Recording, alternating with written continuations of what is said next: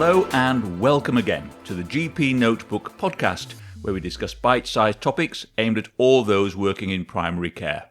I'm Dr. Roger Henderson, and I'm one of the GPnotebook study group presenters. Now, in this episode, I'm going to be taking a deep dive into pneumococcal disease, with a particular focus on how and why the UK pneumococcal vaccination strategy is evolving in 2026.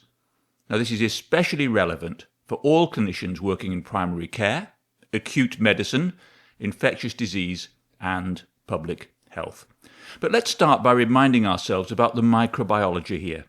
Streptococcus pneumoniae is a gram-positive alpha-hemolytic diplococcus, and its defining feature is its polysaccharide capsule. And this is key because it's both the major virulence factor and the primary target of vaccine-induced immunity. And it's this capsule that inhibits phagocytosis and allows the organism to evade our innate immune responses. There are now over 100 identified pneumococcal serotypes, distinguished by differences in their capsular polysaccharides. However, only a subset of these are responsible for the majority of clinically significant disease. And more importantly, the distribution of these serotypes isn't static. It varies geographically and it changes over time, particularly in response to vaccination programs. Now, nasopharyngeal colonization is absolutely key here as a part of pneumococcal biology. Carriage rates are highest in young children, often exceeding 50% in certain populations. Colonization is typically asymptomatic, but it serves as the reservoir for transmission and a prerequisite for invasive disease. And the transition from colonization to disease is influenced by host immunity, co-infection, particularly with respiratory viruses, and bacterial factors. Now, as we all know, from the clinical perspective, pneumococcal disease exists along a spectrum. So at the milder end, we'd typically be seeing non-invasive disease such as otitis media and sinusitis. And these are obviously extremely common in our practices, especially in pediatric populations. And while they are usually self-limiting, they do contribute significantly to antibiotic prescribing and primary care resources. More clinically significant is pneumococcal pneumonia, which may be non-bacteremic or bacteremic, and pneumococcus still remains one of the leading causes of community-acquired pneumonia, particularly in older adults. The presence of bacteremia increases severity and is associated with worse outcomes. And then we have the most severe end of the spectrum, invasive pneumococcal disease, or IPD. And by definition, this involves isolation of the organism from a sterile site, typically blood or cerebrospinal fluid. And the principal syndromes here are bacteremic pneumonia, sepsis, and meningitis. Pneumococcal meningitis in particular carries a high mortality rate and is associated with long-term sequelae such as hearing loss, cognitive impairment, and neurological deficits. Now, even in this area of effective antibiotics, outcomes still remain suboptimal, so the mortality for pneumococcal pneumonia in older adults can reach 10 to 20%, and for meningitis it can approach 30%. So these figures highlight the importance of prevention, particularly through vaccination. When we consider risk factors next, age is one of the most significant here. Infants have immature immune systems, while older adults experience immunosenescence, leading to reduced immune responsiveness. In addition to age, comorbidities also play a major role.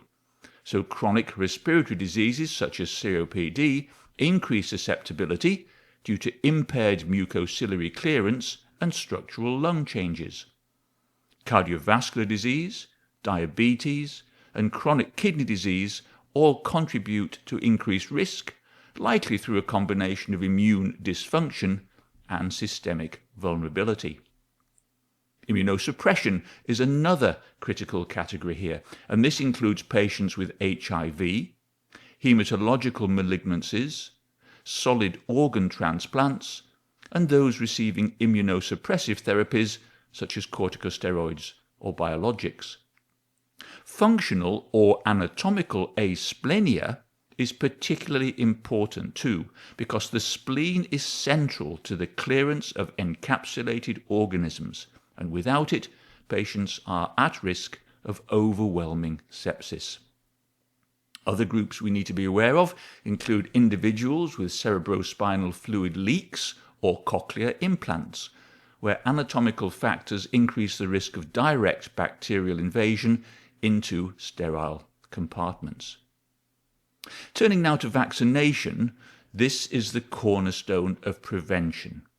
The two main categories of pneumococcal vaccines are conjugate vaccines and polysaccharide vaccines, and the key distinction here lies in how these interact with our immune system. So, conjugate vaccines, such as PCV13 and the newer PCV20 vaccine, link the polysaccharide antigen to a protein carrier. This allows the antigen to be presented to T cells, generating a T cell dependent response, and the result is immunological memory, affinity maturation, and class switching, leading to more robust and durable protection, as well as contributing to herd immunity. In contrast, the polysaccharide vaccine, PPV23, induces a T cell independent response. Now, while it covers more serotypes than earlier conjugate vaccines, it does not generate strong immunological memory, and antibody responses tend to wane over time. Repeat dosing doesn't consistently produce a booster effect, and in addition, PPV23 has minimal impact on carriage, so it doesn't contribute significantly to herd immunity. Now, the UK's previous vaccination strategy reflected these differences. The childhood programme has used PCV13 very successfully, not only in protecting vaccinated children, but also reducing transmission across the population, and this indirect protection has been one of the major successes of the programme. For adults aged 65 and over, PPV23 was used historically, largely because of its broader serotype coverage, but over time limitations became evident, and one of the most important of these is serotype replacement. As vaccine-covered serotypes decline, non-vaccine serotypes can then increase in prevalence and become significant causes of disease. In addition, the effectiveness of PPV23, particularly in older adults, has been variable. Waning immunity and a lack of strong immunological memory have both raised concerns about long-term protection with it. And this is where the development of higher valency conjugate vaccines has been a significant advance. PCV20 includes 20 serotypes, covering many of the strains now responsible for invasive disease, while maintaining the immunological advantages of conjugate technology. So, based on accumulating evidence and recommendations from the Joint Committee on Vaccination and Immunisation, the UK is now implementing a major policy shift in 2026. And the central change here is the replacement of PPV23 with PCV20 for most adult indications.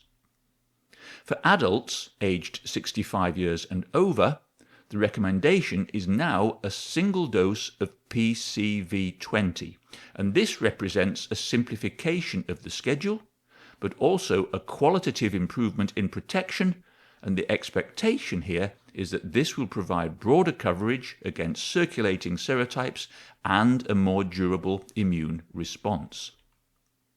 For individuals aged 2 years and above with clinical risk factors, PCV20 is also recommended, and in most cases a single dose is sufficient, although certain high-risk patients, particularly those with severe immunosuppression, may require tailored approaches based on specialist input.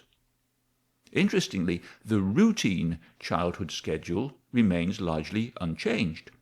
PCV13 continues to be used, and this reflects its success in reducing disease and establishing herd immunity. And at present, there's no universal transition to PCV20 in low-risk children, although this may be reconsidered in the future depending on epidemiological trends. From a public health perspective, the anticipated impact of this policy is substantial. By expanding serotype coverage and improving immunogenicity, the aim is to reduce the incidence of invasive pneumococcal disease, particularly in older adults and vulnerable populations. There are also system-level benefits here. So a simplified vaccination schedule reduces complexity in primary care, improves delivery, and may increase uptake. And this is obviously particularly important in the context of competing priorities in general practice. However, it is also important to recognize that pneumococcal epidemiology is dynamic, and so continued surveillance will be essential to monitor changes in serotype distribution and to assess real-world vaccine effectiveness. And it's entirely possible that further adjustments to the vaccination strategy in the UK will be needed in the future. So, just to bring this all together, pneumococcal disease still remains a major cause of morbidity and mortality despite advances in treatment. Vaccination has already transformed the landscape here, particularly through the childhood programme, and the 2026 shift to PCV20 represents a logical next step, aiming to provide broader, longer-lasting protection in adults and high-risk groups. For GPs, the key takeaway here is that pneumococcal vaccination still remains a critical preventive intervention, and understanding the rationale behind these changes will help inform our discussions with patients and support effective implementation in our clinical practices. So that's an overview of pneumococcal vaccination, and I do hope you found the podcast helpful. But have a look at the show notes that accompany this episode at GPnotebook.com, and we'd be very grateful if you'd consider following the podcast and leaving us a review on your favourite podcast platform. It really does help.